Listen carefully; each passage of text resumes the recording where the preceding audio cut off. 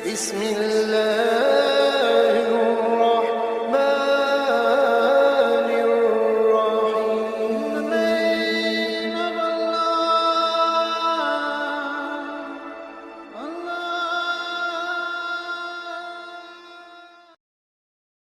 أعوذ بالله من الشيطان الرجيم. بسم الله الرحمن الرحيم. والمرسلات عرفا فالعاصفات عصفا والناشرات نشرا فالفارقات فرقا فالملقيات ذكرا عذرا أو نذرا إنما توعدون لواقع فإذا النجوم طمست وإذا السماء فرجت وإذا الجبال نسفت وإذا الرسل أقتت لأي يوم أجلت ليوم الفصل وما أدراك ما يوم الفصل ويل يومئذ للمكذبين ألم نهلك الأولين ثم نتبعهم الآخرين كذلك نفعل بالمجرمين ويل يومئذ للمكذبين ألم نخلقكم من ماء مهين فجعلناه في قرار مكين إلى قدر معلوم فقدرنا فنعم القادرون ويل يومئذ للمكذبين ألم نجعل الأرض كفاتا أحياء وأمواتا وجعلنا فيها رواسي شامخات وأسقيناكم ماء فراتا ويل يومئذ للمكذبين انطلقوا إلى ما كنتم به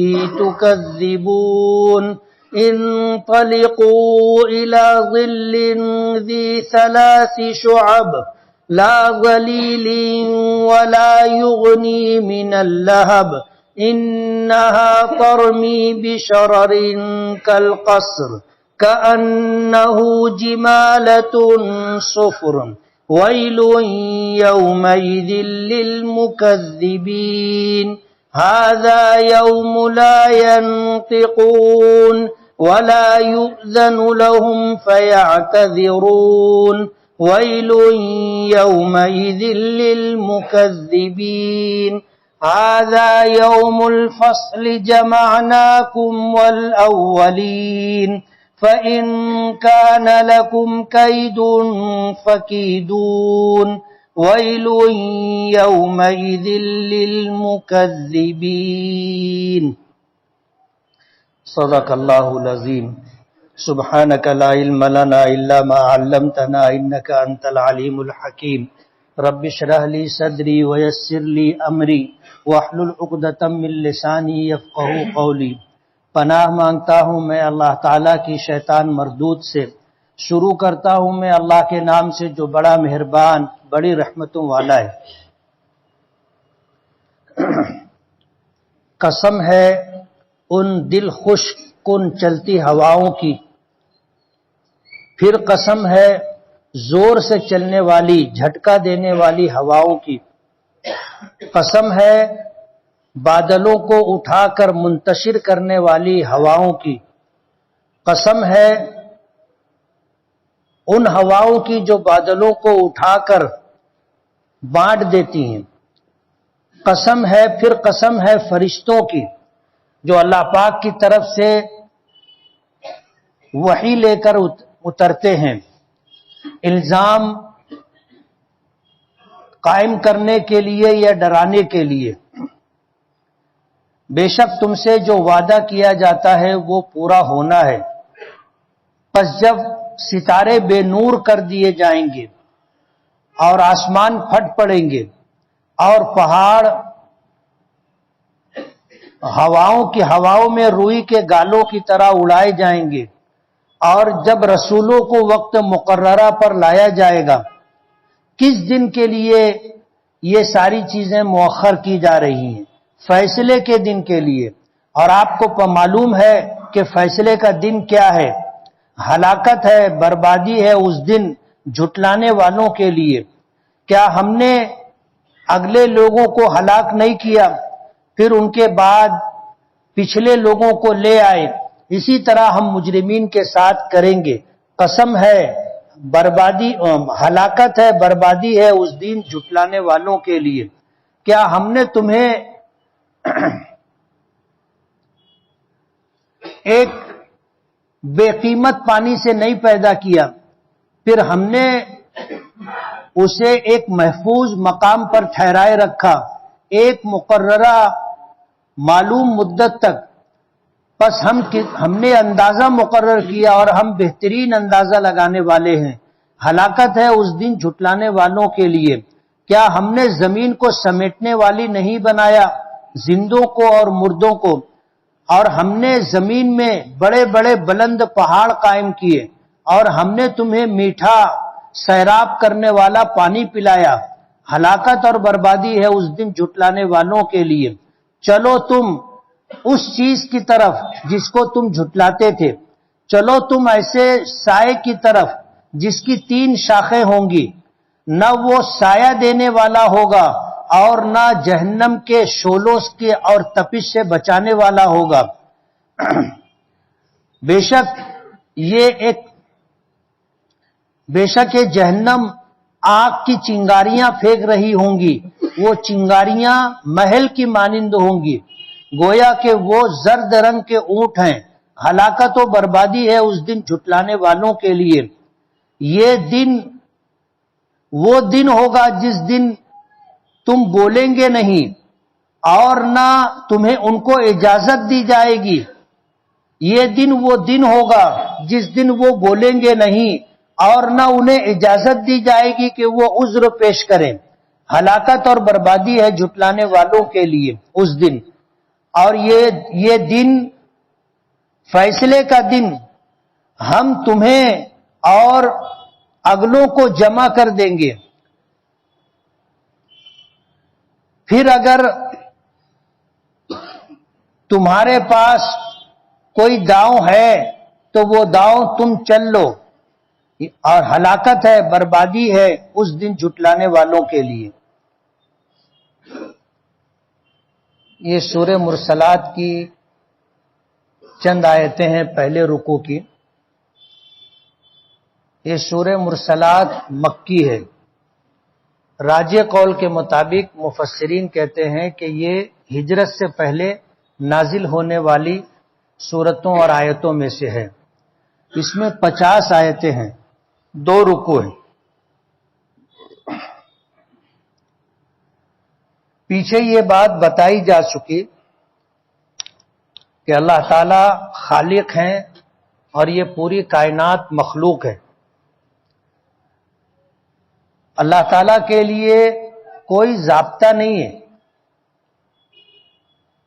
وہ خالق ہے، مالک ہے، وہ جو چاہے کر سکتا ہے، اپنے فیصلے میں مختار ہے، کسی کا پابند نہیں۔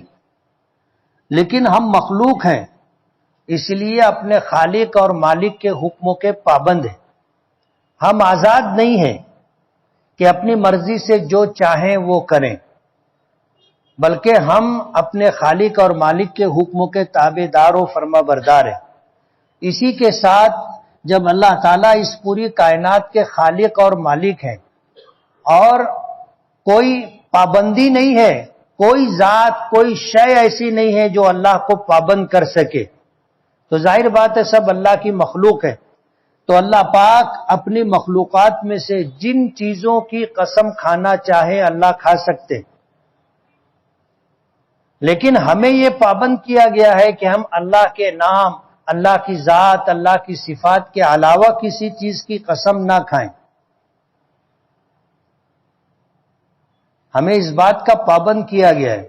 اب ظاہر بات ہے کہ اللہ کی مخلوقات میں بڑی سے بڑی مخلوق بھی ہے اور چھوٹی سے چھوٹی مخلوق بھی ہے۔ لیکن بہرحال وہ اللہ کی پیدا کردہ ہے، اللہ نے بنایا ہے، اللہ نے پیدا کیا ہے، وہ ساری مخلوقات ہیں. تو ہم مخلوق کی قسم نہیں کھا سکتے. جیسے بعض لوگ ماں کی قسم کھاتے ہیں، باپ کی قسم کھاتے ہیں، اولاد کی قسم کھاتے ہیں، جائز نہیں.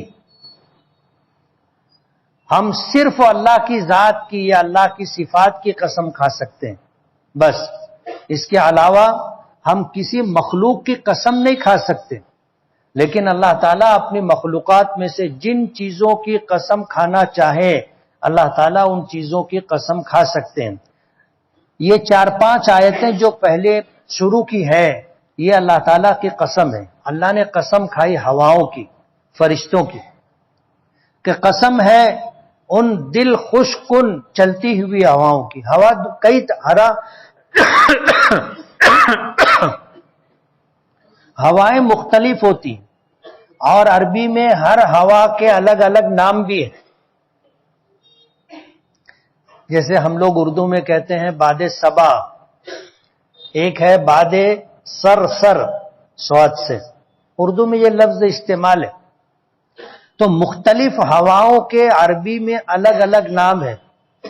مرسلات، مرسل کی جمع ہے، وہ ہوائیں جو نرمی شگفتگو کے ساتھ چلتی ہے، جن ہواؤں کے چلنے سے انسان خوش ہو جاتا ہے اور بھلا محسوس کرتا ہے.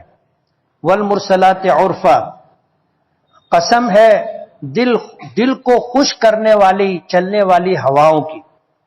پھر قسم ہے جھٹکا دینے والی زور سے چلنے والی ہواؤں کی.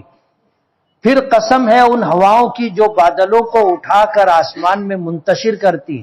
پھر قسم ہے ان ہواؤں کی جو بادلوں کو پھاڑ دیتی.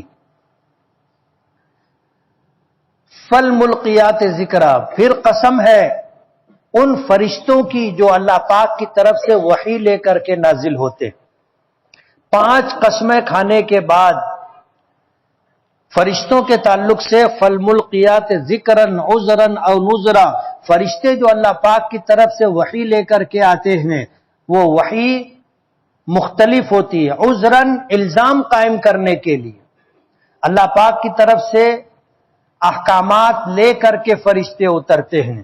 احکامات میں کچھ احکام ہوتے ہیں اوامر سے، یعنی اللہ کا حکم ہوتا ہے تم یہ کرو، اور کچھ احکامات ایسے ہوتے ہیں جن کو نواہی کہا جاتا ہے کہ تم یہ سب مت کرو.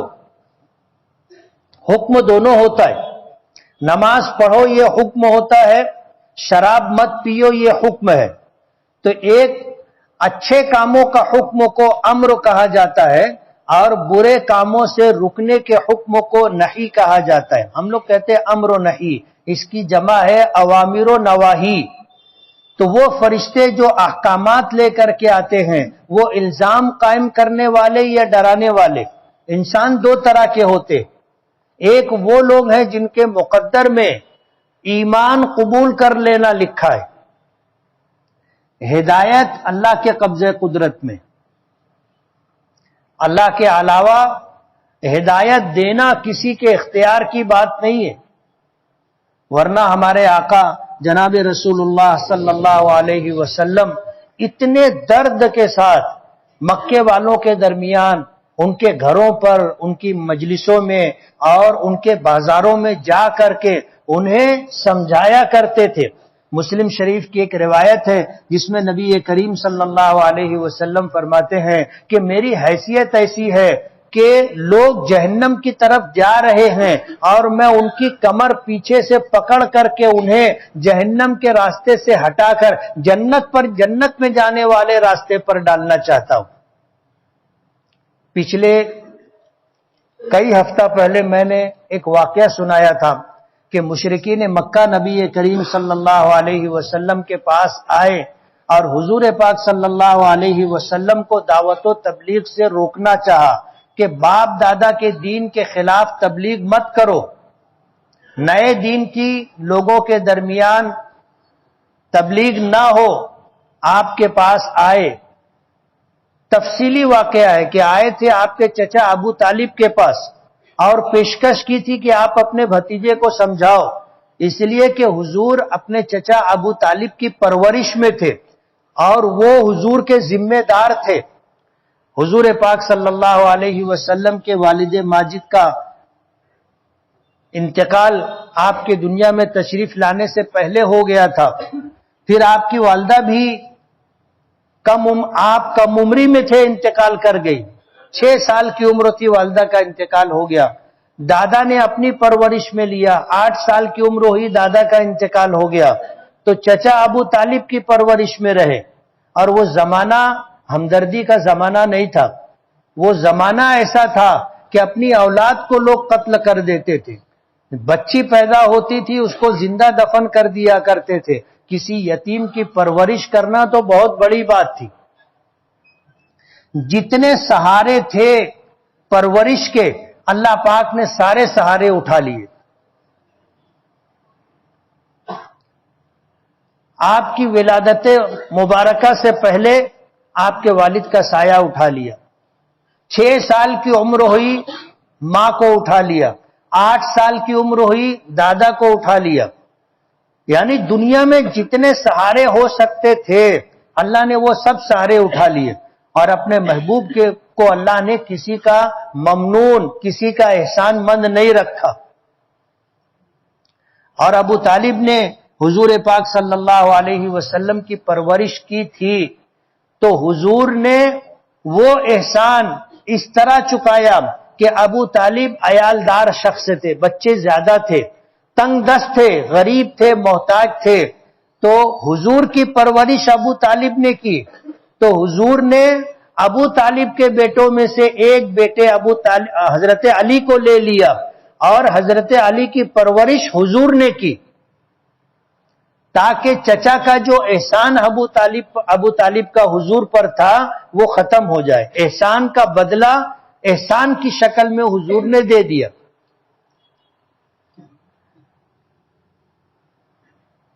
تو جتنے سہارے تھے وہ سارے سہارے اللہ پاک نے اٹھا لیے۔ تو حضور کی منشا یہ تھی کہ آپ کے چچا ابو طالب ایمان قبول کر لیں۔ ظاہر بات ہے آخرت میں نجات ایمان پر ہے، ایمان ہے تو نجات ہے دیر سویر، ایمان نہیں ہے تو نجات کی کوئی شکل نہیں۔ حضور پاک صلی اللہ علیہ وسلم فرماتے تھے کہ میرے چچا کا جو مجھ پر احسان ہے، اور حدیث پاک میں آتا ہے کہ اس احسان کی وجہ سے آپ کے چچا ابو طالب دنیا سے ایمان سے محرومی کی حالت میں گئے تو جہنم میں جائیں گے، اور جہنم میں سب سے ہلکا عذاب ابو طالب کو ہوگا، سب سے ہلکا عذاب، یعنی جتنے جہنمی جہنم میں جائیں گے ان تمام جہنمیوں میں سب سے ہلکا عذاب ابو طالب کو دیا جائے گا۔ حضور سے پوچھا گیا کہ وہ ہلکا عذاب کیا ہوگا؟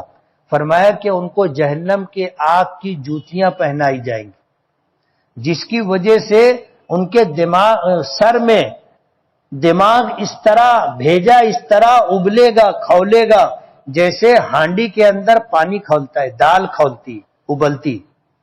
اور ابو طالب کو یہ محسوس ہوگا کہ مجھ کو جہنم میں سب سے زیادہ عذاب ہو رہا ہے۔ ایک بات۔ دوسری بات، حضور پر احسان کی وجہ سے ابو طالب کو روزانہ جہنم میں اتنا پانی پلایا جائے گا جس کو ہم ایک گھونٹ بول سکتے، ایک گھونٹ پانی پلایا جائے گا، باقی کسی جہنمی کو پانی نہیں ملے گا۔ یہ حضور پر احسان کی وجہ سے۔ تو انسانوں میں دو طرح کے لوگ ہوتے،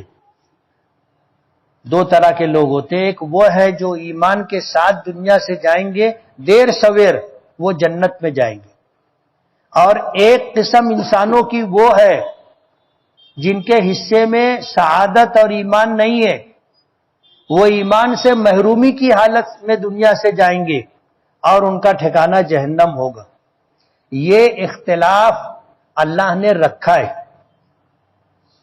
اللہ پاک چاہتے تو اس دنیا کے تمام انسانوں کو ایمان دے دیتے، اس دنیا میں آنے والے تمام انسانوں کو ہدایت دے دیتے، اس دنیا میں آنے والے تمام انسانوں کو اپنے احکامات کا تابعدار و فرما بردار بنا دیتے۔ ہمارا ایمان ہے، اللہ کو اس پر قدرت ہے، لیکن اللہ نے نہیں چاہا کہ یہ اختلاف دنیا میں ختم۔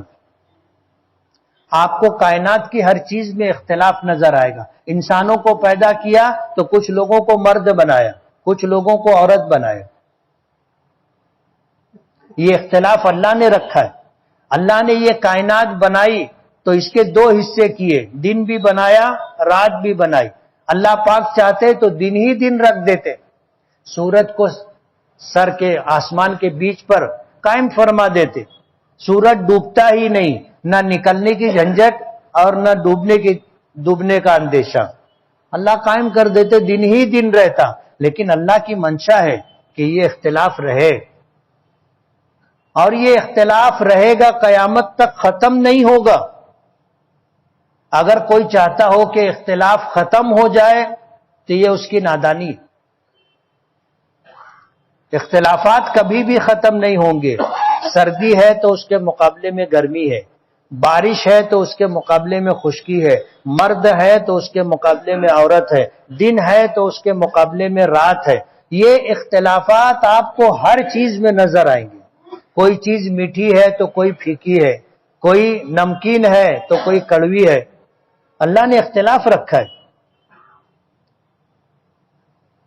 اللہ اگر چاہتے تو اختلاف ختم کرنے پر اللہ کو قدرت تھی، اللہ کر دیتے. یہ ہمارا ایمان ہے. لیکن اللہ نے اختلاف رکھا ہے، اس لیے یہ اختلافات قیامت تک باقی رہیں گے. آخری بات، اللہ نے میدان محشر میں جتنے انسان جائیں گے سب کے لیے ضد قائم کی. ایک طبقہ وہ ہوگا جو جنت میں جائے گا، اللہ نے ان کے لیے جنت بنائی. اور ایک وہ لوگ ہوں گے جن کا ٹھکانہ جہنم ہوگا، اللہ نے ان کے لیے جہنم بنائی. اللہ چاہتے تو سب کو جنت میں ڈال دیتے، یعنی چاہتے تو جنت کے مقابلے میں جہنم نہیں بناتے. لیکن اللہ نے جنت بنائی تو اس سے ہٹ کر کے اس کی ضد جہنم اللہ نے بنائی. یہ اختلاف اللہ نے رکھا ہے. اسی لیے کسی نے کہا ہے کہ چمن میں اختلاف رنگ و بو سے بات بنتی ہے. تم ہی تم ہو تو کیا تم ہو، ہم ہی ہم ہیں تو کیا ہم ہیں. اگر بازار کے باغ بغیچے کے اندر سب صرف ایک ہی کلر ہوتا پھولوں کا تو ظاہر بات ہے زینت نہیں ہوتی. ہر پھول گلابی تو گلاب کے پھول کی اہمیت ہی نہیں رہتی. کوئی پھول سفید ہے، کوئی گلابی ہے، کوئی لال ہے، نہ جانے کیسے کیسے رنگ لیے ہوئے سینکڑوں قسم کے پھول، جن کی سائز بھی الگ، جن کی خوشبو بھی الگ. ضد ہے نا. اللہ نے خوشبو بنائی تو اس کے مقابلے میں بولو نا بدبو بھی اللہ نے رکھی. اب انسان سوچتا ہے کہ بدبو کا کیا فائدہ، بدبو سے کیا حاصل، لیکن یہ اللہ کی قدرت ہے. اور اس اختلاف کو اللہ نے اس کائنات میں رکھا ہے کہ خوشبو ہے تو خوشبو کے مقابلے میں بدبو بھی ہے. تو یہ اختلاف رہے گا. جو لوگ یہ چاہتے ہیں کہ اختلاف ختم کر دیں وہ نادان ہے. یہ اختلاف کبھی ختم نہیں ہوگا. اگر اللہ کے رسول صلی اللہ علیہ وسلم کو ہدایت دینے کا اختیار ہوتا تو آپ کے چچا ابو طالب جہنم میں نہیں جاتے. قرآن کریم میں ہے کہ اخیر وقت تھا اپنے چچا کے پاس حضور گئے اور بہت درد کے ساتھ کان میں یہ بات کہی کہ چچا آپ صرف ایک مرتبہ میرا لایا ہوا کلمہ لا الہ الا اللہ محمد الرسول اللہ آپ میرے کان میں پڑھ دیجئے. احاجک بہا عند اللہ یوم القیامہ، کل قیامت کے دن اللہ کی بارگاہ میں آپ کی طرف سے جھگڑوں گا. احاجک بہا عند اللہ یوم القیامہ، کل قیامت کے دن آپ کی طرف سے جھگڑوں گا. لیکن اللہ کا فیصلہ نہیں تھا. اور ابو طالب یہ کہتے ہوئے دنیا سے گئے کہ اموت علی ملت عبد المطلب، میں اپنے باپ عبد المطلب کے دین پر مرتا ہوں. حضور انتہائی غمگین، دل برداشتہ اس جگہ سے اٹھے اور واپس ہوئے. جب یہ صورتحال بنی تو اللہ پاک کی طرف سے وہی نازل ہوئی، انک لا تہدی من احببت ولکن اللہ یہدی من یشاء، کہ آپ جسے چاہیں ہدایت دے دے، یہ آپ کے اختیار کی بات نہیں، ولکن اللہ، لیکن اللہ جسے چاہے گا اسے ہدایت ملے، آپ جسے چاہیں اسے ہدایت مل جائے، ایسا نہیں، یہ اللہ کا فیصلہ ہے۔ تو اللہ کے رسول تو یہ چاہتے تھے کہ ایک انسان بھی جہنم میں نہ جائے، لیکن اللہ کی منشا تھی کہ یہ اختلاف رہے، ایک طرف جنت ہے تو اس کے مقابلے میں جہنم، جہنم ہے تو اس کے مقابلے میں جنت، تو یہ اختلاف رہے گا، قیامت تک ختم نہیں ہوگا، اور اگر کوئی ختم کرنا چاہے گا تو وہ ختم ہو جائے گا، اختلاف ختم نہیں ہوگا۔ عذراً، الزام قائم کرنے والے آیات و احکام، الزام قائم کرنے والے کل قیامت کے دن میدان محشر میں جو لوگ ایمان نہیں لائے، ان کے لیے اللہ نے فرشتوں کے ذریعے ایسے احکامات دنیا میں بھیجے جن احکامات کو اللہ نے الزام قائم کرنے کے لیے بھیجا۔ کل مشرکین و کافرین، ایمان سے محروم لوگ میدان محشر میں یہ نہیں کہہ سکیں گے کہ ہمیں تو کوئی بتانے والا، سمجھانے والا، سیدھا راستہ دکھانے والا آیا ہی نہیں۔ اللہ نے الزام قائم کرنے کے لیے فرشتوں کے ذریعے وحی بھیجی انبیاء کرام پر، اور انبیاء کرام کے ذریعے وہی ساری آیات و احکامات علماء کے پاس آئی، اور علماء کے ذریعے سے اللہ نے عام انسانوں تک پہنچانے کا کام کیا۔ الزام، عذراً، الزام قائم کرنے کے لیے کل کوئی نہیں کہہ سکے گا کہ اللہ آپ نے تو میری ہدایت کے لیے کوئی انتظام نہیں کیا تھا، آپ مجھے جہنم میں کیوں ڈال رہے ہیں؟ اللہ نے الزام قائم کرنے کے لیے قرآن کریم اتارا، اللہ نے الزام قائم کرنے کے لیے انبیاء کرام کو بھیجا، اللہ نے الزام قائم کرنے کے لیے علماء کو پیدا کیا۔ علماء کا کام یہ ہے کہ وہ لوگوں کے درمیان بھلائی کی بات کرے، خیر کی بات کریں۔ اللہ نے ان کو اس لیے بنایا، یعنی اگر یہ علماء کے وارث ہیں تو علماء کا جو کام ہے وہ کام ان کو کرنا چاہیے۔ او نذرا، اور ڈرانے کے لیے، ڈر سنانے کے لیے۔ انبیاء کرام نے واقعات کے ذریعے ماضی میں جو انبیاء کرام آئے، ان انبیاء کی قوموں پر کیا کیا عذاب آیا، وہ سارے عذاب اللہ نے قرآن کریم میں ذکر کیے۔ تو الزام قائم کرنے کے لیے یا لوگوں کو ڈرانے کے لیے، انما توعدون لواقع، اس کے بعد فرماتے ہیں کہ تم سے جس بات کا وعدہ کیا گیا ہے سو وہ ہونا ہے۔ قیامت آئے گی، میدان محشر بپا ہوگا، اللہ پاک لوگوں کے درمیان فیصلہ کریں گے۔ کچھ لوگ ایسے ہوں گے جو اپنے ایمان اور اعمال خیر کی وجہ سے جنت میں جائیں گے، کچھ لوگ ایسے ہوں گے جو ایمان سے محرومی یا بدعمالی کی وجہ سے جہنم میں جائیں گے۔ یہ دن آئے گا جس دن کا تم سے وعدہ کیا جا رہا ہے۔ قیامت کے متعلق فَإِذَا النُّجُومُ طُمِسَتْ، جب ستارے بے نور کر دیے جائیں گے۔ قیامت آئے گی، یہ پورا کائنات کا نظام سب درہم برہم ہو جائے گا، سورج اور چاند انہیں بے نور کر دیا جائے گا، زمین کو لپیٹ دیا جائے گا جیسے چٹائی لپیٹتے ہیں ہم لوگ، پہاڑ روئی کے گالوں کی طرح اڑیں گے۔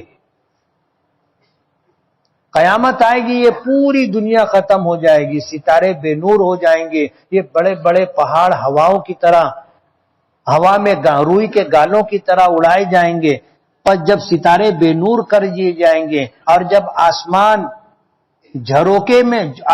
میں جھروکے پڑیں گے، فورجت، آسمان پھٹ پڑے گا، یہ آسمان پھٹ پڑے گا۔ وَإِذَا الْجِبَالُ نُصِفَتْ، اور جب پہاڑ اڑائے جائیں گے۔ وَإِذَا الرُّسُلُ اُقِّتَتْ، اور جب رسولوں کا وعدہ مقرر کیا جائے گا۔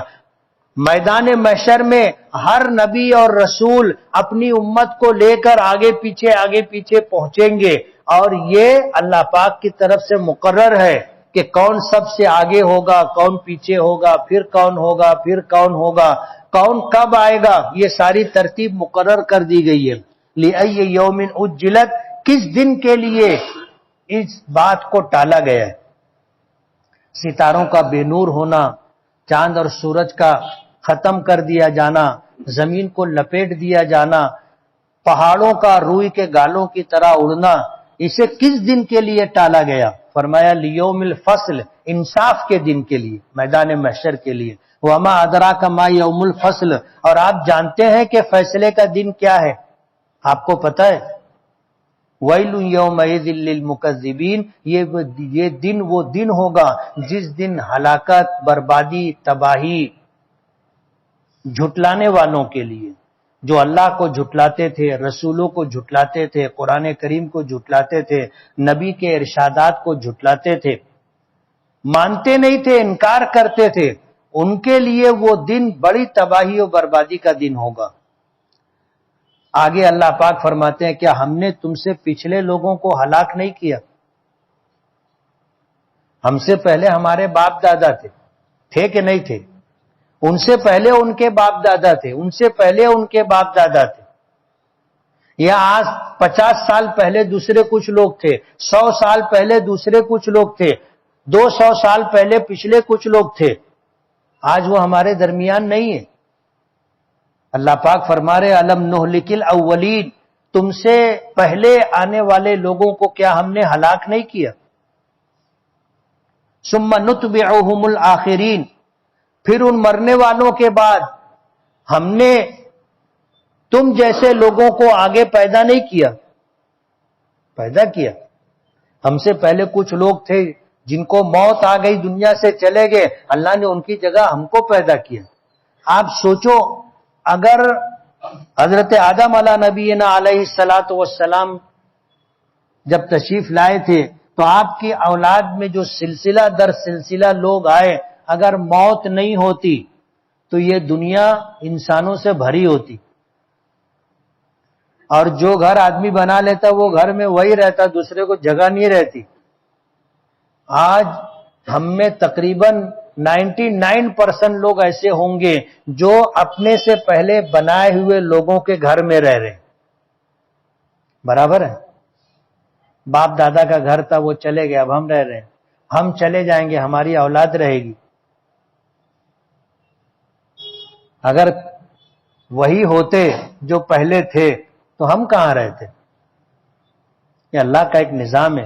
فرمایا کیا ہم نے تم سے پہلے اگلے لوگوں کو ہلاک نہیں کیا؟ کیا ہم نے ان کے بعد میں آنے والوں کو پیدا نہیں کیا؟ ہم کذالک نفعل بالمجرمین، ہم مجرمین کے ساتھ اسی طرح کریں گے۔ آج اس دنیا میں مریں گے، اس دنیا میں مریں گے، وہ ہمیشہ زندہ نہیں رہیں گے۔ جیسے مشرکین مکہ نبی کریم صلی اللہ علیہ وسلم کے زمانے میں تھے تو ہمیشہ رہے، ایسا نہیں ہے، ہمیشہ رہیں گے، کوئی رہے گا ایسا نہیں ہے، جائے گا۔ تو جو لوگ ایمان نہیں لائے، جو لوگ اللہ کو نہیں مانے، جنہوں نے رسول کی تکذیب کی، شریعت کو جھٹلایا، قرآن کریم کو بجائے کلام الہی ماننے کے حضور کا کلام قرار دیتے رہے اور ماننے سے انکار کرتے رہے، ہم ان کے ساتھ بھی ایسے ہی کریں گے کہ ایک وقت آئے گا یہ ٹپک جائیں گے۔ ابو لہب مر گیا، ابو جہل مر گیا، عتبہ عتیبہ مر گئے، سب مر گئے، کوئی رہا نہیں، اور ان کے بعد لوگ آئے وہ مر گئے، ان کے بعد لوگ آئے وہ مر گئے، ہم آئے ہیں، ہم بھی مر جائیں گے، رہیں گے نہیں۔ تو خطاب مشرکین مکہ کو ہے کہ کذالک نفعل بالمجرمین، جو لوگ مجرم ہیں، گنہگار ہیں، ان کے ساتھ ہم ایسا ہی کریں گے کہ وہ بھی جانے والے لوگوں میں شامل ہو جائیں گے۔ ہلاکت اور بربادی ہے جھٹلانے والوں کے لیے۔ مفسرین نے لکھا ہے کہ اس آیت میں ویل یومئذ للمکذبین بار بار ہے، ہلاکت، بربادی، تباہی جھٹلانے والوں کے لیے ہے۔ تو ہلاکت، بربادی، تباہی الگ الگ ہوتی ہے، عذاب بھی الگ الگ ہوتا ہے۔ بعض مفسرین نے کہا ہے کہ ویل جہنم کی ایک وادی کا نام ہے، ویل جہنم کی ایک وادی کا نام، اور اس کی تفصیل بھی آتی ہے۔ اللہ ہم سب لوگوں کی جہنم سے حفاظت فرمائے۔ تو اس دن جھٹلانے والوں کے لیے تباہی و بربادی ہے۔ اللہ پاک فرماتے ہیں کیا ہم نے تمہیں بے قدرے پانی سے نہیں پیدا کیا، منی کے قطرے سے اللہ نے ہمیں پیدا کیا۔ ہاتھ میں لگ جائے تو آدمی کو گھن آتی ہے، کپڑے پہ لگ جائے تو آدمی اس کو چھپانے کی کوشش کرتا ہے، اس کو گھن آتی ہے، اس کو دھوتا ہے۔ ایسے بے قدرے پانی سے اللہ نے کیا ہمیں پیدا نہیں کیا فجعلناہ فی قرار مکین، جب اللہ نے ہمیں وجود عطا کیا، رحم مادر میں اللہ نے ہمیں رکھا، فی قرار مکین، محفوظ جگہ میں اللہ نے رکھا۔ دنیا میں سردی ہو، گرمی ہو، بارش ہو، ماں کے پیٹ کے اندر، رحم مادر کے اندر، مشیمے کے اندر اللہ نے رکھا۔ ایک جھلی ہوتی ہے پھگے کی طرح، ببل کی طرح، بچہ اس کے اندر ہوتا ہے اور وہ ماں کے رحم کے اندر ہوتا ہے، اور رحم پیٹ کے اندر ہوتا ہے۔ یہ اللہ کی قدرت ہے، اتنی محفوظ جگہ پر اللہ بچے کو رکھتا ہے۔ فرمایا فجعلناہ فی قرار مکین، جب انسانوں کے وجود کو ہم نے انسانوں کو وجود عطا کیا تو فی قرار مکین، رحم مادر میں محفوظ ترین جگہ پہ ہم نے اسے رکھا، الی قدر معلوم، ایک مقررہ مدت تک، ایک مقررہ مدت تک۔ اور وہ مدت یعنی ایک بچہ تمام مراحل سے گزر کر کے 6 سے 9 مہینے تک ماں کے پیٹ میں رہتا ہے۔ بچہ 6 مہینے پہ بھی پیدا ہو جاتا ہے، اس کو بولتے چھٹی کا ہے۔ 7 مہینے میں پیدا ہو جاتا ہے، بولتے ستواسا ہے۔ 8 مہینے میں بھی بچہ پیدا ہوتا ہے، 9 مہینے پر تو پیدائش ہو جاتی ہے۔ ایک مقررہ مدت تک ماں کے پیٹ میں بچہ رہتا ہے، کتنے دن رہے گا اللہ کو معلوم، الی قدر معلوم، ایک مقررہ مدت تک۔ فقدرنا، اور جس مدت کو وہ ماں کے پیٹ میں گزارتا ہے، اس کی تخلیق کے لیے، اس کی ترکیب کے لیے ہم نے ایک اندازہ بنایا۔ سر ہے، دونوں آنکھ ہے، ناک ہے، اس کے دونوں سوراخ ہیں، دونوں کان ہے، دونوں رخسار ہے، ہونٹ ہے، ہماری گردن ہے، اور یہ دونوں کاندھے ہیں، دونوں ہاتھ ہے، دونوں پیر ہے، پورا جسم۔ آپ غور کرو اللہ نے کتنی بہترین طریقے پر انسان کو بنایا، اسی لیے اسے اشرف المخلوقات کہا جاتا ہے۔ اگر ایک آنکھ چھوٹی ہو اور ایک بڑی ہو تو کیسا لگے گا؟ ایک کان چھوٹا ہو ایک کان بڑا ہو جائے تو کیسا لگے گا؟ اگر ایک ہاتھ بڑا ہو اور ایک ہاتھ ایسے ہو تو کیسا لگے گا؟ فقدرنا، اللہ نے بہترین اندازہ مقرر کیا۔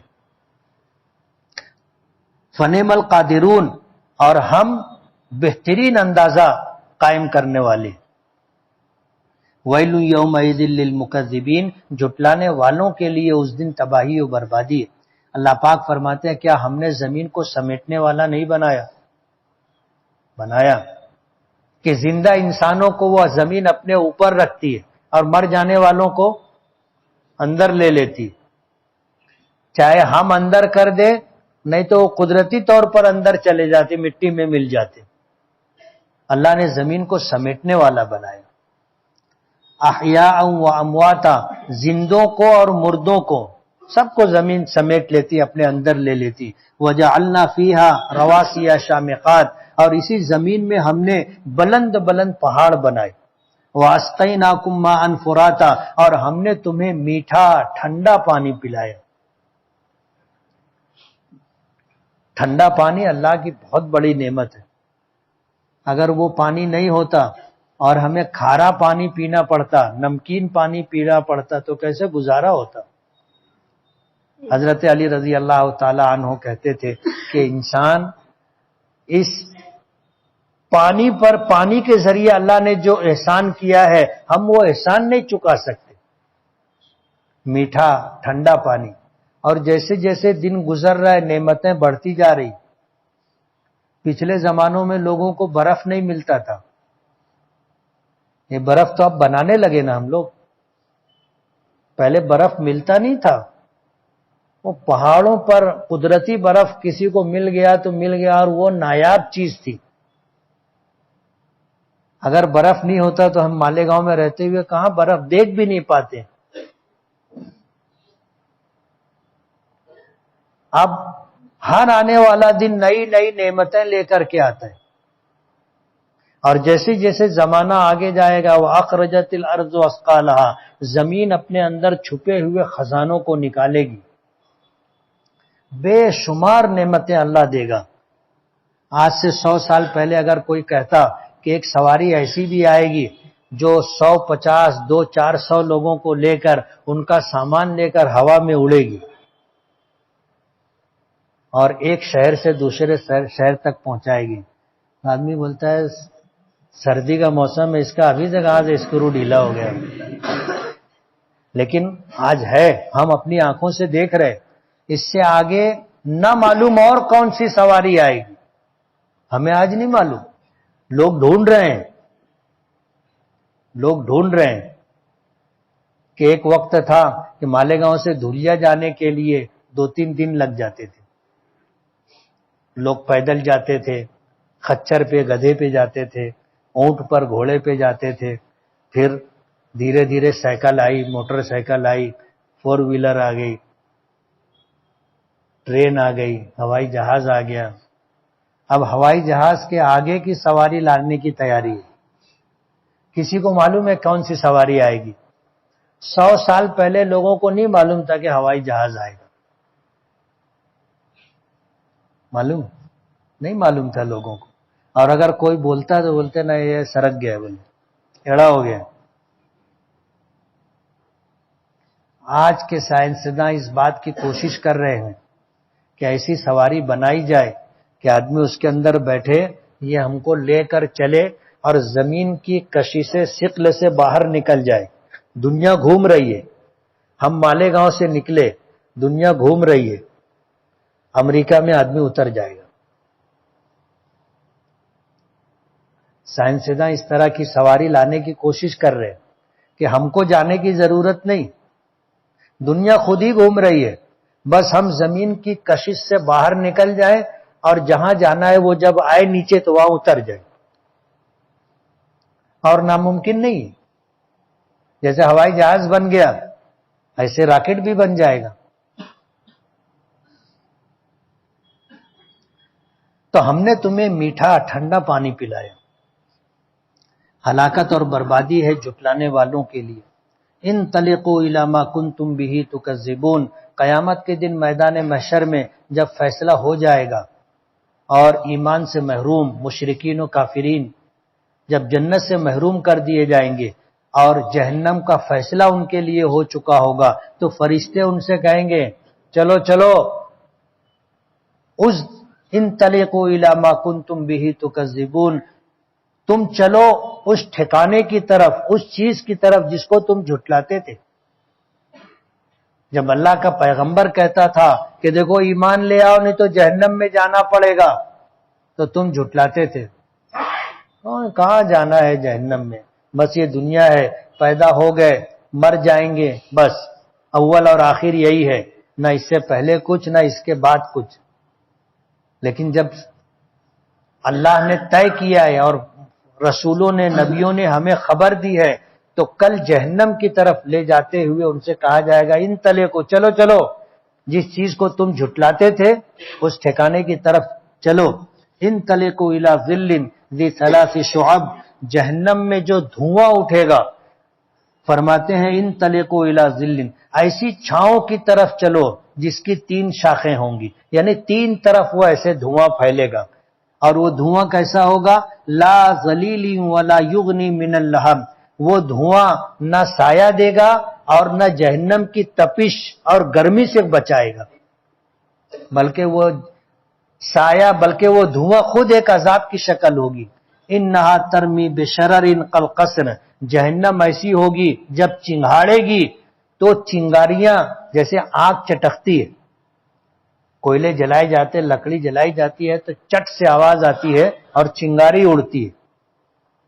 دیکھنا ہوگا تو وہ سیخ کباب بیچنے والوں کے پاس کبھی تھوڑی دیر کھڑے رہ کے دیکھنا، چنگاری چٹک چٹک کر اڑتی ہے. جہنم میں بھی ایسی چنگاریاں اڑیں گی تو یہ چنگاری رہے گی کیسی؟ جہنم چنگاریاں پھینکے گی کل قصر، محل کی طرح، قلعے کی طرح، یعنی اتنی بڑی بڑی آنکھ کے شعلے اتنے بڑے بڑے ایسے اڑیں گے. کأنہ جمالات صفر. مفسرین لکھتے ہیں کہ وہ جو ایک چنگاری محل کی طرح، ایک چنگاری قلعے کی طرح ہوگی، پھر وہ پھٹے گی تو چھوٹی چنگاری جو وہ ہوگی وہ زرد اونٹوں کی طرح ہوگی. یعنی جو اونٹ ہوتا ہے کتنا بڑا ہوتا ہے، بڑی چنگاری جب منتشر ہوگی تو چھوٹی چنگاریاں زرد اونٹوں کی طرح ہوں گی. ہلاکت اور بربادی ہے جھٹلانے والوں کے لیے. ھذا یوم لا ینطقون. یہ دن ہوگا کوئی بول نہیں سکے گا، بول نہیں سکے گا. لا ینطقون، بولیں گے نہیں. بسا اوقات ایسا ہوتا ہے نا کہ آدمی کہتا ہے وہ کیا بولے گا میرے سامنے، اس کے پاس کوئی دلیل ہے، کوئی حجت ہے. اور ایسا ہوتا ہے کہ جب ہمارے پاس کوئی جواب نہیں ہوتا، ہم لاجواب ہو جاتے، تو بولنے کے لیے زبان ہے لیکن آدمی بولتا نہیں ہے، خاموش رہتا ہے.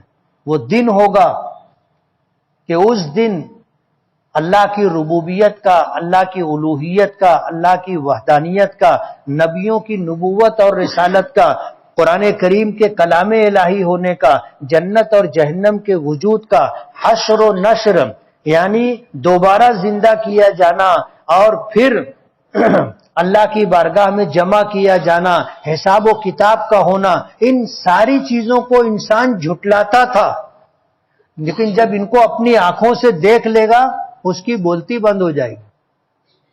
کبھی ایسا ہوتا ہے کہ آدمی کی زبان سوکھ جاتی، گلا سوکھ جاتا ہے، بولنا چاہتا ہے بول نہیں پاتا. میدان محشر میں ایمان سے محروم اور بدعمالی کرنے والوں کا حال یہی ہوگا، کچھ بول نہیں سکیں گے. اللہ پاک فرماتے ہیں ھذا یوم لا ینطقون. یہ دن وہ دن ہوگا جب وہ بولیں گے نہیں. ولا یؤذن لهم، اور انہیں اجازت بھی نہیں دی جائے گی. ایسا دن ہوگا کہ اللہ کے حکم کے بغیر کوئی دم نہیں مار سکے گا اور ان کو بولنے کی اجازت نہیں ہوگی. کیسے بولے گا؟ آج بڑا آدمی مجلس میں موجود ہوتا ہے، کوئی آدمی چوں نہیں کرتا، سب خاموش بیٹھے رہتے ہیں. اور اگر کوئی بولنے کی کوشش کرے تو بھلے اس کی طرف وہ دیکھ لیتا ہے ایسے تو اس کی آواز بند ہو جاتی. کل قیامت کے دن کوئی بول نہیں سکے گا.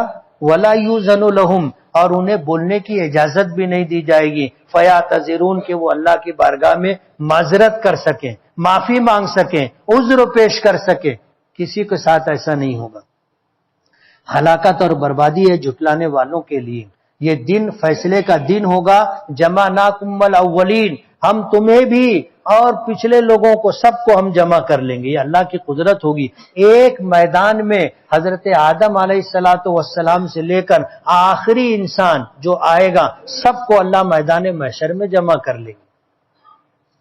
ھذا یوم الفصل، یہ فیصلے کا دن ہوگا جس میں ہم تم کو اور اگلے لوگوں کو سب کو جمع کر لیں گے. فَإِن كَانَ لَكُمْ قَيْدٌ فَقِيدُونَ، مجرمین سے کہا جائے گا کچھ بولنے کی ہمت ہے تو بولو، کوئی چال چل سکتے ہو میرے مقابلے میں، میرے خلاف تو چل لو.